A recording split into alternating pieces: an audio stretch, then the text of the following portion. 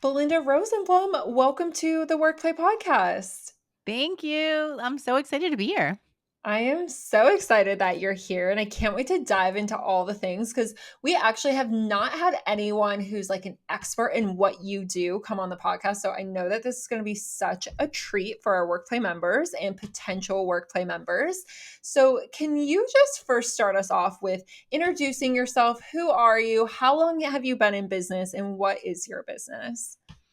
Okay, so my business is called Own Your Money. I've been in business, brace yourself, for over 16 and a half years, which is like either like a dinosaur or a pro, depending on how you want to look at it.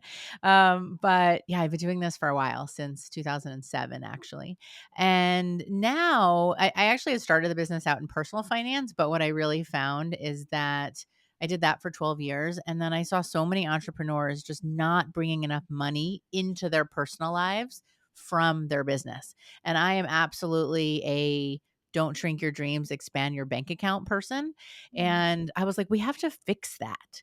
And so I turned the whole ship of Own Your Money to help female business owners who want to grow their profits and take the fear out of finances, so they can really work fewer hours and be fully present with their families and with their kids. I especially end up helping a lot of moms or women who want to be moms Mm, or women who want a life, honestly, because I think it's so easy for us to just make our business our whole life. mm. And this is from personal experience. I have also lived through that. And it can be so consuming. But once we can actually understand our profits and how the money works in our business, we can find that harmony where we get a life and we get to get paid what we want. Ah, I love that and so needed. It's so interesting once you really dive into finance. It's like you can manipulate the numbers to be how you want them to be. If it's just like it takes a little they need a little tender love and care. And so I love that you give that to entrepreneurs. And I love the backstory on this. So I would argue that most people would say like they're not, especially women entrepreneurs. Most of them would say like, "Oh, I don't like finance. That's not my strong suit."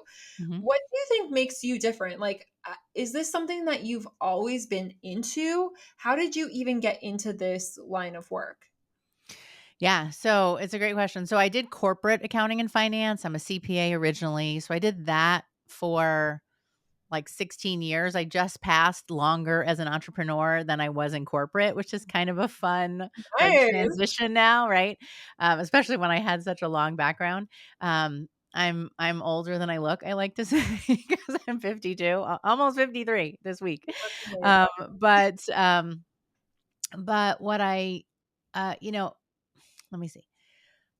I'm trying to think how far back in the story I want to go. So I was at this like transition point in my life where I wanted to figure out what else I wanted to do because I wasn't finding fulfillment in corporate anymore. Like I felt like I was checking my personality at the door. And I took a year and a half to actually live like Eat, Pray, Love before it was a famous book and movie. And I backpacked around India for a month by myself. And I volunteered in Costa Rica for this underprivileged like Spanish immersion program for teens and just did a ton of informational interviewing and networking. And what I found, I almost became a financial advisor, like this close, 3 offers, but I found that that was all about only investing, like asset allocation and where's your money going. And I was so much more intrigued by like, why is somebody making $100,000 and in debt? Like feeling stressed about money, right? Still guessing about where all their money went to. And so that was partly why I started this business in personal finance. And then what I found by year two, talk about backstory, brace yourself here. So year two, I was 65 grand or so in revenue first year, which was amazing out of the gate, particularly considering it was 2008, which was like recession year kicked in, right? Now, Nice. 2009, right? I have $155,000 in revenue. Guess how much I paid myself, Lyric? How much? $2,348 A month or for the year? for the year. Oh my god. I know. I am not missing any zeros here. And it was like the harsh reality of revenue is just a vanity number. Mhm. Like you can make revenue, but if you're paying everybody else and you're getting paid last, you're just getting paid the scraps, right? Then it's not sustainable, right? It's like we keep doing it. And sometimes people have the cushion of a partner or something. At the time I was single and I didn't have that. I was dating, but there was nobody else paying my bills. And I was house hacking. Like I had grown up seeing money be a struggle, Mm. like growing up. Like my parents got divorced when I was young and they spent a lot of time fighting over money. And I watched my mom be an entrepreneur and totally struggle where she felt like she had to choose clients in the business over us. And so I was in the space of I don't want money to be such a stressor for me and my family, right? So I did the self-made millionaire at 33, then 35 was my eat pray love year, and then by like 37, 38, I was in this space of like wait, like something is broken with the system Mm. because 2 years ago I made 0 from the business and I took home 0. Now, I made 155,000 in the business and I'm taking home basically 0 at $2,000. And I was like, this can't just be all about revenue. And it can't be about working harder because I was working my tail off, to the point about like, you know, my numbers needed a little TLC. Like I had a bookkeeper, but I wasn't paying enough attention. And I had a business coach even, but he was all focused on revenue. And so that was what I bought into. And then I was like, well, I can't really work harder. I can't really take on more from my team. I had to like put on my big girl panties, so to speak, and realize that actually understanding and mastering the finances in the business was that secret key that I had been missing because I just thought, oh, I have a bookkeeper. They'll tell me if something's wrong. But they don't know what my profitability should be. They don't know what I should be charging. Right. And the biggest thing was they don't know how to manage my team in a way that it's not this like blank check because that was essentially what it was. And I got to the point where I needed to create a lot more operational effectiveness. I needed to leverage my team and really leverage the money I was spending out, differently. So for instance, I reduced the work of my admin and I put constraints on her time. And then I hired another coach. So then that way I could charge out for that coach what I had been charging, and then I could raise my rates because really I needed to raise my rates for the business that I wanted to grow. And the good news is that the next year, we grossed $256,000 in revenue and I took home $96,000 in profit that year. And a Wow. lot of people I think kind of retract, when they're aren't making enough money, they're like, "Oh, I just have to spend less." I'm more of the thought process of like, how do I make sure I'm growing the revenue, but realizing that all revenue is not created equal. Like what you sell has a different impact on the profit that you're making. And so I made some really key steps in that next year, essentially following this when I now is like my 3-step money plan that I teach inside Cashflow CEO. And I stopped making paying myself optional. That Mm. was really one of the most important things that I did was to really create a plan that year so that the next year I could make revenue, yes, but also make sure I made profit. And I committed to paying myself every month. I started out small because I had been paying myself nothing, right? So I started out 500, then grew to 1,000 and then 2,000 and I kept increasing it. But the point was that I made my own like safety, security, compensation from the business a non-negotiable. Right, and Mm. so there were some key changes in that year, and then we've kind of just kept going from there, but I can assure you that had I not made changes in that 3rd year, we probably wouldn't still be in business and certainly not supporting our whole family. Like, now my husband works in the business. I ended up, funny enough, dating him and getting engaged in that year of 2009 too, or starting to date him, and then we got engaged in 2010 and then married in 2011. And I had to start to prioritize myself in a Mhm. whole different way. Yep. And I feel like that's part of what I do and what Own Your Money stands for is like, how do you actually design the business around the life that you want instead of just trying to squeeze your life in the nooks and crannies that your business gives? Because it doesn't give a lot, right? Yeah. And so, how do you have a Yes. life and get paid? Mhm. I find that when you don't focus on money, it finds somewhere to go. And so if you don't have a place for it, or if you're not intentional about where it is going, it finds somewhere to go. And I learned that fairly early on in like this, growing work play branding, where it's like Mhm. dang, like if we really don't focus on it, the money, the profitability just goes out the door. I have no idea where it goes. And then Yeah. when we do, it's like, oh, here it is. And so it's just interesting finding money in your own business. It's like my favorite thing to do. It can become such a fun activity every single week. I'm very interested to just like take a step backwards for a second. You Mm, had mentioned like your corporate experience and then moving into the entrepreneur space. mhm, I love when people come from the corporate world mhm, because it almost gives you a frame of mind and a structure that a lot of entrepreneurs have never had because they've never worked a corporate job before. And so mm. I am like constantly grilling my corporate friends. Like, how is it Sure. structured like this? How is it, because these are tried and true systems of huge corporations, huge companies. Mhm. There's got to be something to it. And so I'm interested to know, like, when you jumped from corporate to the entrepreneur, um, almost like landscape, what were some of these key things that you notice entrepreneurs don't do that corporate does that is a big mistake? Okay, that's a really great question. Um, okay, so let me think what comes to mind. Um, let's see. So I think one of the things that we take for granted in corporate is we take it more seriously. I think that sometimes we as entrepreneurs make like this is a hobby. It's not a hobby. Like there are a million other hobbies that we could be doing, but we need to take it more seriously. And I think that when we're in the corporate structure, when, we feel like we're kind of clocking in and clocking out, or when we're, dependent on clients and a structure that is corporate, I think we have an entirely different attitude about our commitment and our ownership to our role.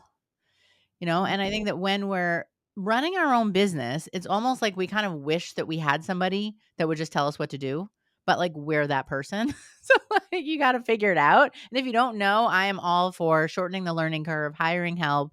We invest, I'd say about 10% of our revenue throughout the 16 plus years in education, conferences, training programs, masterminds, because I know that that has fast tracked our progress. And then we get to bring that expertise to create a better outcome for our students too. But I think the biggest thing is that we naturally take it more seriously in corporate. And I think that there's a lesson there for all entrepreneurs to be like, stop piddling around. Mhm. Like, if you don't want to make money from this business, go do a hobby. Like, we're not doing any favors by putting 20, 30, 40, 50, 60 hours into a business that's not creating profit for you. Yeah, and it's Does that make almost like sense? yeah, and it's almost like corporate has systems too, because when I think about like being like a founder or CEO, I'm and scaling a business, I'm constantly thinking like, okay, we have to put a system in there, or else like how are we going to quality control? How are we going to make sure this gets done? And what I love about corporate is like they just have those systems in there, so it's like it doesn't even matter if you don't want to do it, you're doing it because it's part of your job description. It's part of the system, right? That's a good so I think that's part of it, right? It's like one is the taking it more seriously, and then I think the two is that there are SOPs, there are processes, there are systems, there is a method. I love even the way that you describe the WorkPlay branding method as like this is the method that works, right? We Mhm. have our cash flow CEO method, right? Because I know that if you follow these 3 steps, it will have an exponential effect on your profit. And like Mm, that like if they follow your steps and get the visuals and put them out on social the way you want them to do it, it works. yes. Right. And so I think that it's like understood that you would have that at corporate, but I think that we still do a lot of the winging it in our business. And Yep. actually maybe a third thing, right? So you have the identity, right? Like taking it more seriously and ownership. You have the systems. And then I think third, you have a financial plan. Right. Mm, Like I think about corporate and it's like I worked for like one of the big CPA firms first, and then I was the corporate controller for a division that made X-ray screening machines post 9/11. So there mm, were two vendors that the TSA could buy from, and we were one of those two vendors. So we literally felt like we were saving the world because we were putting in machines. I started right after 9/11 around the world, right? mm, And like we had plans. Like we had revenue plans, expense plans, profit plans, and we knew what we needed to do to make the money that we wanted to make. Yeah. Yeah. But in our small businesses, we think that we can just get away with it because there's nobody checking to make sure we have a plan. But it's stressing the F out for us. Mhm. It's like I feel like it could be so much of a more, like, joyful process to grow your business if you could actually when you can actually see the numbers, because that's what our cash flow CEOs can see it. I know I do it for me personally too, is to be able to see, like, okay, at this revenue level, this is what I need to spend. This is where I want to make additional, like, pluses or minuses to my expenses over the year. And then this is the profit, and this is where the profit needs to go, right? A portion needs to go to me, a portion needs to go to taxes, a portion needs to, like, build my reserve or pay off debt. And, like, each of, like, the money has a job. Yeah. And, it's like, can you imagine a a big multi-billion dollar company not having a plan? Right. No, Yep. it's like That's more it's like it just wouldn't happen, right? Needless to say, like, the ones that are, like, publicly traded would be in a lot of trouble. But my point is that we need it too, Mhm. right? As a small business owner, so that we can sleep better at night, so that we can manage inconsistent income, so that we can make sure that we get paid every month, right? And I think that we just don't do it a lot of times. And I'll let you off the hook, everybody. Like, you never got the money skills. And so Mhm. we set up a shingle because we're great at what we do, but we never learned these skills around money. And we feel like, oh, everyone else must know it. So we have this big should on ourselves, like, I should know what I'm doing. But the reality is that we just never learn. So I feel like I'm here to make it, like, non-judgmental. Let me just take a step back and teach you. A lot of my people are creatives, or they're just, like, really great service providers, and they never learned how to really dial in their money story so it's more supportive for them. This is the three-step money plan, right? Money story, money systems, like, have an actual money system so they feel like a good steward, and then have a real money strategy, right? Mhm. So actually, it's funny. Those are the three things that I basically just told you, right? Money story is identity, two is systems, right? And then three is a plan. Mhm. So, and that's just really become the foundation of everything that I do. Clearly, it was just naturally came out as, like, the three things, and I didn't even recognize I was doing that. But I think that there's so much upside for people when they really get the money skills that they need, and they stop the stressing and guessing and the winging it that so many people are doing around their businesses. Yeah, and it's so funny because I look back at even growing WorkPlay, and there's so many glass ceilings that I didn't even realize were stopping us from getting to a higher Mm, level. And a lot of it comes down to what's in the books, what's in the finances, how is it being run here? And a lot of times it's holding you beneath a glass ceiling you don't even realize. So I mm, find that, whenever someone's like, I can't get past a certain number, okay, we might need to dig into the finances because there's something blocking here. And so that's why I love mm, that you're here, because I know that so many potential WorkPlay members that I've talked to this quarter, I know that so many members in general have had hard 2024 years at the time of this recording. And mm, so it's interesting when you do have a money plan, that how you can kind of manipulate the situation or the circumstance to work for you. And you have mm, kind of touched on a few things that I know that we don't have time to go through everything today, but I really want to, like, take some tangible strategies that anyone listening can really grasp by the end of this episode. And what I'm hearing you say is revenue is an important number, but it's not the whole story. Profitability is key. And then we need some sort of plan. And we also need to factor in our prices and things like that. So tell me, out of those four ingredients, where do we start first? And what are we doing when we're starting there? Okay. I love that. That was, like, a fantastic summary, Lyric. Yeah, so, I mean, I think you're right on in terms of, like, revenue isn't the whole story, right? And profitability really matters. And I think it's also linking profitability. I say, like, profit isn't just a number, like, it's the key to the freedom that you want, to the being present with your family, to the paying yourself more, to the stepping away without feeling guilt, and to recognize, like, I think profit, in quotes, kind of feels scary to some people sometimes. They're like, "Oh, I revenue, income I can handle, but profit I don't really understand." Here's the short story of it. You have revenue, right? That's all the money you bring in from your business. You have your expenses. It's all the money that the business spends. Whether you're paying attention or not, you're spending money. It's like via credit cards, via default swipes that you're doing, right? You're spending money. The net is profit. And then I mentioned like the few places, right, where profit has a job that it has to go to.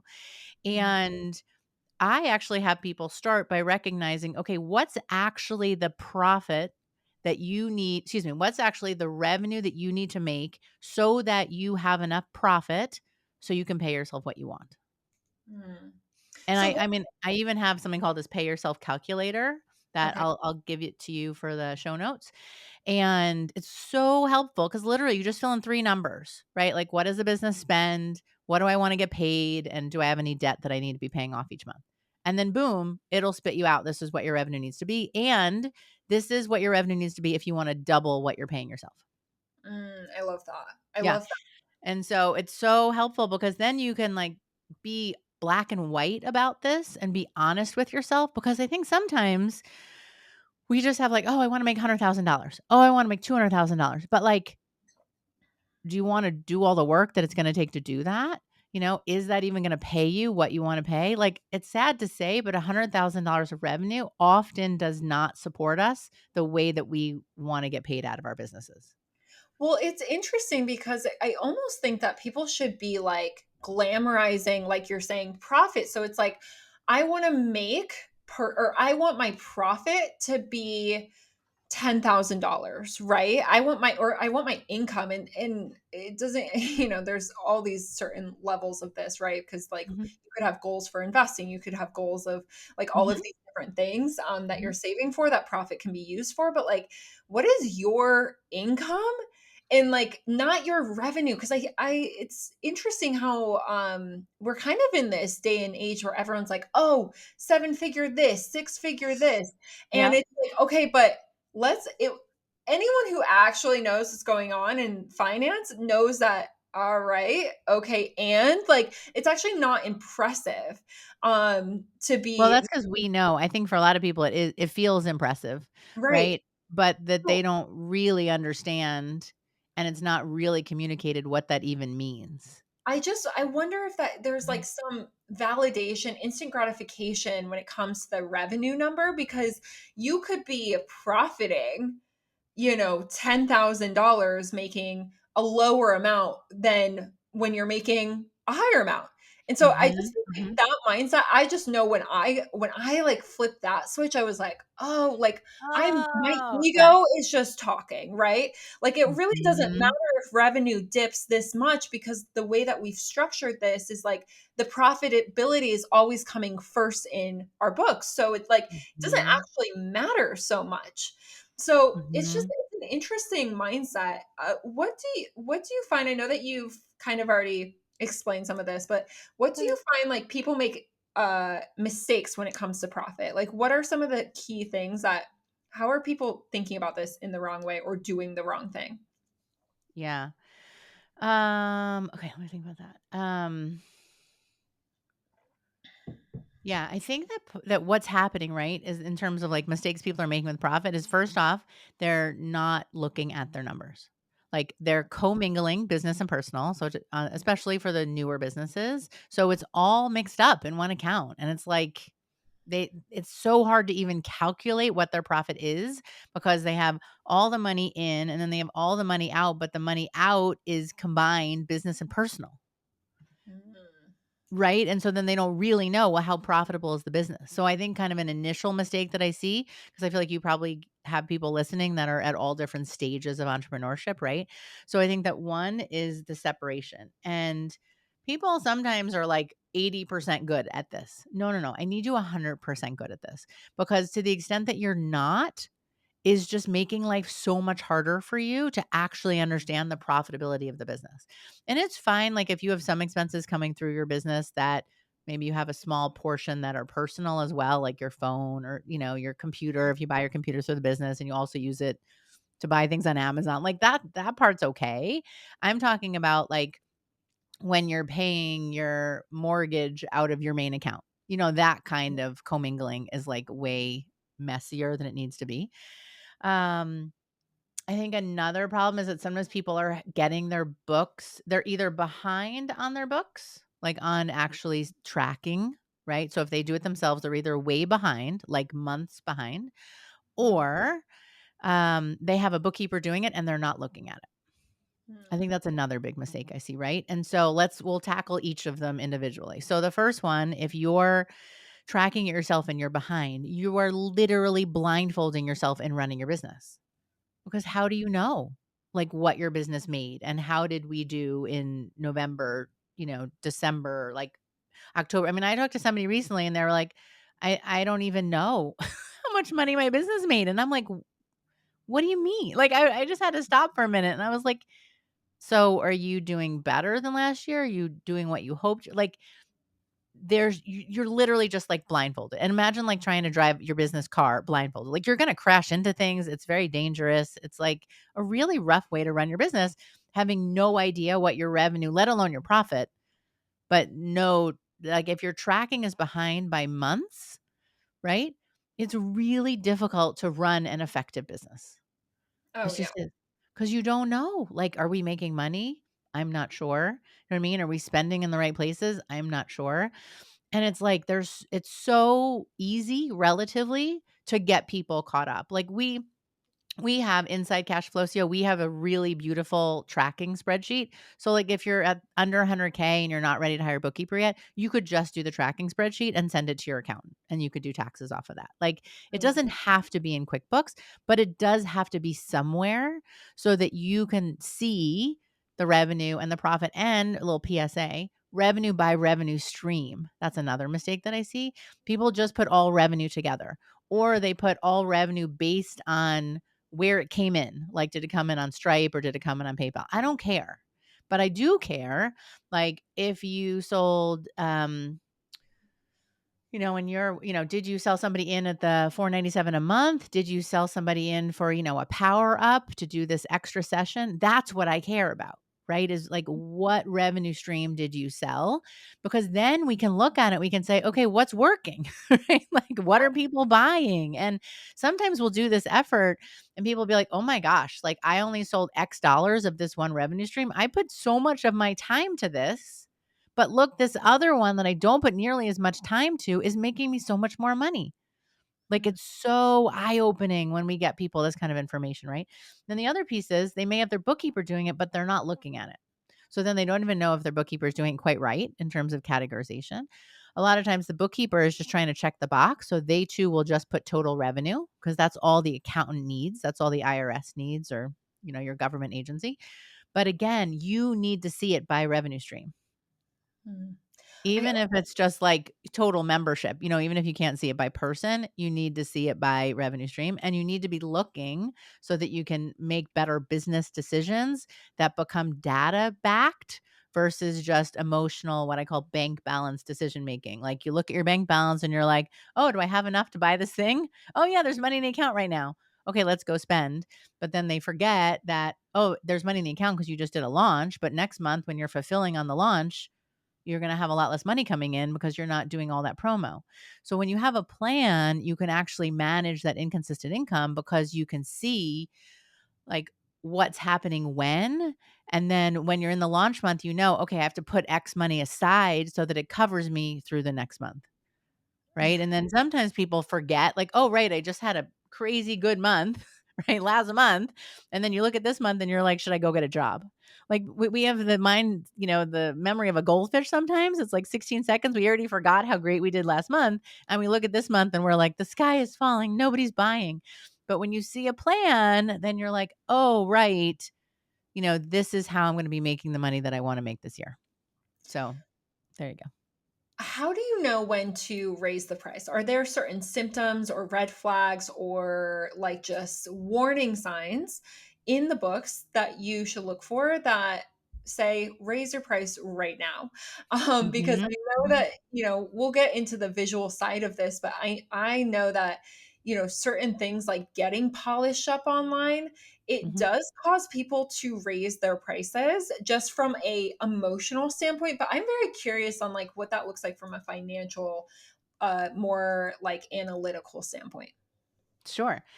How do you know when you need to raise your prices? So a lot of times business owners very intuitively know that they're undercharging, right? They know that if you look at the value that you're creating, you know that you're undercharging. And I don't like just the broad brushed, like double your rates, because I think that the key part is that you have to be aligned with the new price. Okay. So that's a really important step, right? But oftentimes we know intuitively, but we also know when we start to resent our clients. You know what I mean? If you're like getting on a coaching call and you're like, oh God, I have to talk to Mary again. Like Mary is the same one who I'm only charging X and I should be charging Y. But yet we resent Mary, even though we set Mary's price. Do you know what I mean? So that's usually a good sign when we need to do something about that. Um, I think too, if you're getting all yeses on your sales calls and or all pay in fulls, it's usually time to raise your price. Because what that says, start at the beginning, if you're getting all yeses on the offer in general, it usually means it's such a no-brainer because it's just too low, right? Like Mm. they're like, "Oh my god, I can get that much value for this price?" Like, "Oh yeah, I think I need to raise, like, yes, I'll do it before you realize how silly you are and you need to be charging me more." And then the all pay in fulls means there's not enough resistance against the price. That's interesting. I love that. Because then it shows you like, "Oh, I probably could have charged more, and then if I charge more, then maybe some of them would have needed a payment plan to to be able to say yes to the offer."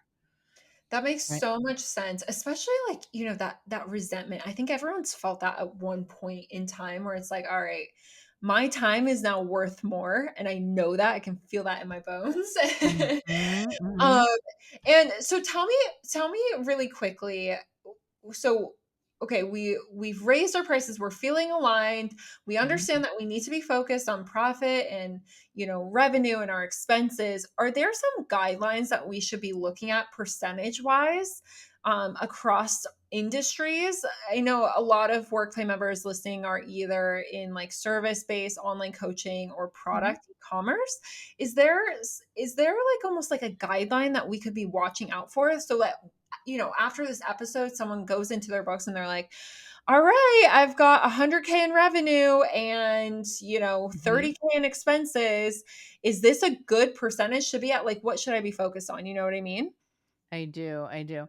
Um, okay, so I'm trying to think about the best way to answer it. So it's a great question and it's one that we struggle with a bit.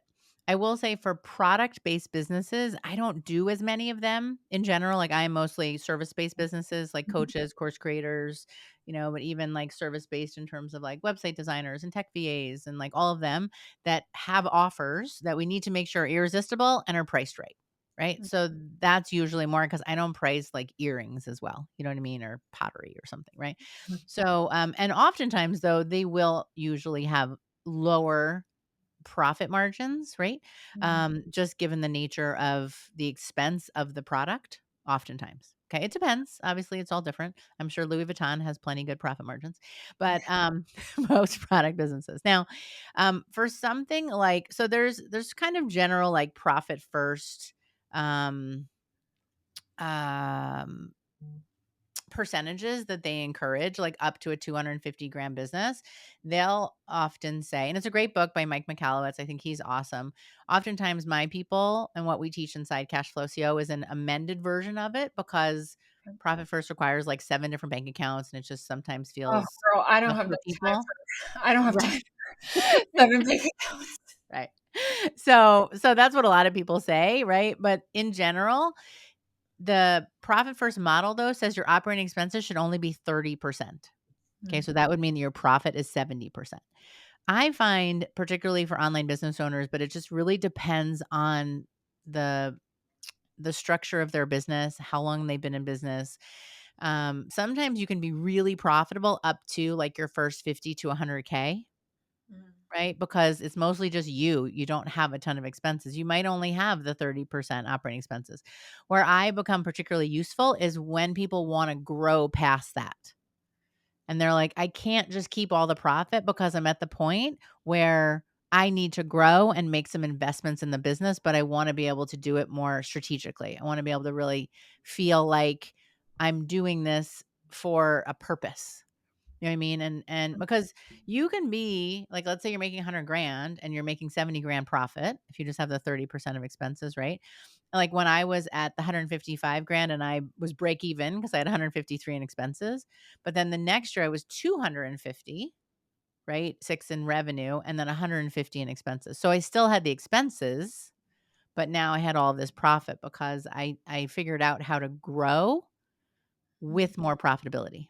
And I think that that's a lot of where people struggle is that they can be pretty profitable up to a certain point, but then when they need to make more investments, it helps when you have a plan and you can actually see the math of it. And it's not complicated math. Like I'm not turning people into CFOs and like bookkeepers and all like it doesn't have to get super fancy. But a lot of the time I see people either at really high profitability, but kind of capped because they like don't know if they can make more investments, if they can do more in their business, or everybody else is getting paid because they're making the investments and they have more of like a 70% for owner's pay. Sorry, for 70% for operating expenses, and they're only left with 30% profit. Right? So I see people at both ends of the spectrum.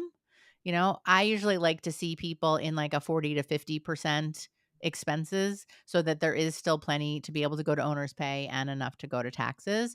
And then the key is being able to create the plan so that as they grow, the profitability also grows. Okay, I love that. I love that. Mhm. And so as we're going through that, is there an easy way, because I want to kind of tie this back into visuals. A lot of our people listening, they're planning for shoots, they're planning launches, they're planning things like Mhm. that. How can we like set a goal now that we have these numbers that we should be looking at? We have the Mhm. categories of these numbers like profit, Mhm. revenue, expenses Mhm. that we should be looking at. Mhm. We understand when we need to raise our price. Mhm. When someone is going into a launch per se, how are we, or like even their next year? I know that this is being recorded at the end of 2024. So like Mhm. anyone planning their next year financially and marketing wise, like what are we thinking about in the plan? Because even for our current WorkPlay members, I mean, how do they know like how much they should be spending on their shoot versus this versus that, you know what I mean? So how can we build a plan that's like specific to how they've structured their marketing and how they're going to grow the revenue? What are some things in that plan that we can take and then start to implement throughout the year as we're creating the visuals? Yeah, so I feel like one of the most important aspects of having better visuals is that it creates more alignment between what you're looking to charge, right? Mm, Value of the services. Because like if you have something that's really valuable but it's in like a like think if you're receiving a box and it's in like a brown box with brown cardboard and it just feels really plain, and like I think that a lot of times we just look really plain online, and I think the distinction that I love about workplay branding, and I'm looking forward to my shoot in a couple weeks actually, I is love that we have this opportunity to elevate our brand presence so that it makes all of what we're selling feel so much more aligned with the value of what we're creating. Like I'm taking for granted that everybody here listening is creating great value in the world. Our job is to be able to articulate the value and to be able to present it in a way that shows the consumer, right, the buyer, that yes, in fact, they are going to get this product and who like that they will get the outcome, the result. But I think sometimes when it feels like this big result is not aligned with the page that they're looking at or the person that they're looking to buy it from, I think it stops them in their tracks. And I think right now we're in a bit of a trust crisis, right? It's like we don't know who to trust. We've bought so many programs, we've gotten mixed results. And I think that when we're looking at purchasing something or our prospects are looking at purchasing something, if it doesn't feel like it's an elevated outcome that they're going to get, they hold back, right? Mm, Or they second guess the purchase. And I feel like the possibility with better visuals, right, in terms of tying it into the visuals, is that if your visuals show the elevated outcome that they want from an aspirational standpoint, and you're now aligning the value that you're creating with the value that they're seeing on the page from this person, right? I don't love this word authenticity, right? But it aligns the two so that it feels like, okay, this makes sense now, right? What I'm signing up for is authentic to the person I'm buying it from. And like Mm. I had a student, right? Justine. And so she had pretty like normal bland stuff on her website as a money coach, and we really worked on the program that she had. She was making money doing like YouTube and like brand stuff and like other stuff separately, but who she was online did not reflect the value of the results she was creating for people in her coaching work. So we formalized the system that her clients were following. We formalized the onboarding and the outcome. So we created more consistent outcomes from her coaching services and tripled the rates. So she was charging like $350. Now she's charging $997, and helped her with sales calls. That was the third thing. Because a lot of times we have great offers and we don't know how to sell them. So I teach successful sales calls inside Cashflow CEO. So she follows the script. She sells 8 people in at $997 in a week. Mm. Okay. And now what's so cool is that she shifts from feeling like $100 money coach to $1,000 money coach. She sells 8 people in and she's like, okay, now I'm ready. Let's go to 1297. I'm like, great, game on. And then she sells the next 8 people in over the next 3 weeks into a program that doesn't start for 3 months because she's only taking 8. Like we're about capacity, right? She's solving the 8. And then she already sold people in at the next one. So she made $18,000 in a month, right? At 3 to 4 times her previous rate. And what's so cool is that then she was like, okay, I get it. I can be $1,000 coach. She up leveled her whole visual identity and brand. And now her brand aligns with the pricing that she's charging. And the Mm. best part is she's stepped into becoming the $1,000 coach. And PS, aligned her life. So one of the big things that we wanted to do was to create this program and get some other offers like dialed in. So she's been with me for about a year, and now she's pregnant and she's due basically New Year's Eve. She's due in a few weeks. Oh. And that was all part of it, right? It was like up level the outside with the visual identity, up level the inside with the offers and the pricing and the like becoming that higher level money coach, right? And then make sure that you're getting paid what you want and like creating the space for the life that you want. And that Yeah. was part of the, like, getting pregnant and, like, moving on with the next phase of her family growth and stuff like that. And I think she's the 3rd or the 4th cash flow CEO baby we've had. So Beautiful. No, I yeah. love this because what I'm hearing you say is like, okay, the visuals are kind of like gasoline to what you're doing in your marketing. Your marketing and your income is gasoline to your finances. And then if you understand your finances, that's what then helps to build the foundation for all of this to live on top of. And so I absolutely love this. I think it's so key to everything that you're doing from start to finish. And I am so excited for you to help our WorkPlay members do this. So, thank you, Belinda, so much for coming on. I had such a time with you. How can everyone find you, connect with you? Do the calculator. We'll have that in the show notes, but take it away. Where can everyone find you? Yeah, I love it. So I'm on Instagram at Own Your Money, and you can take a picture of this, tag me, tag both of us if you want. I'll reshare it. Can now send me a quick DM, and I would highly recommend you get this pay yourself calculator because we'll really give you a chance to be able to figure out, okay, am I even setting the right revenue targets? Right? I'm assuming this will come out at some point, kind of beginning of the year. It's a perfect time to be able to revisit or set your revenue goals so that they actually make sense for what you want. And then we are opening up Cashflow CEO really soon as well. So like if you know you're missing those money skills, go and check that out because I think that it will be an absolute game changer to help you dial in that more profitable business so that you also get the life and the time with your family that you want. I'm so excited to continue this conversation with you. Thanks so much, Larry.